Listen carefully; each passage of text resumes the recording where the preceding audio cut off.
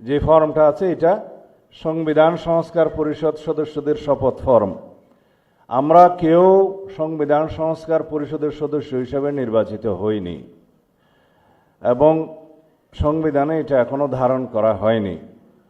গণভোটের রায় অনুযায়ী সংবিধান সংস্কার পরিষদ গঠিত হলে সেটা সংবিধানে আগে ধারণ করতে হবে এবং সংবিধান সংস্কার পরিষদের সদস্যকে কে শপথ নেয়াবেন সেটা বিধান করতে হবে এবং কোন এরকম ফর্ম এটা সংবিধানে নেই।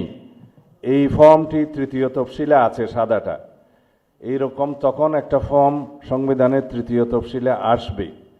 সেগুলো সাংবিধানিকভাবে জাতীয় সংসদে গৃহীত হওয়ার পরে তখন জাতীয় সংবিধান সংস্কার পরিষদের সদস্যদের শপথ নেয়ার বিধান করা যাবে। বিধায় আমরা এখন সাংবিধানিকভাবে এই পর্যন্ত আমরা এসেছি, আমরা সংবিধান মেনে এই পর্যন্ত চলছি এবং আশা করি সামনের দিনেও চলব। আমি মাননীয় চেয়ারম্যানের নির্দেশে ওনার উপস্থিতিতে আপনাদেরকে এই আমাদের দলীয় সিদ্ধান্তটা জানালাম। ধন্যবাদ সবাইকে।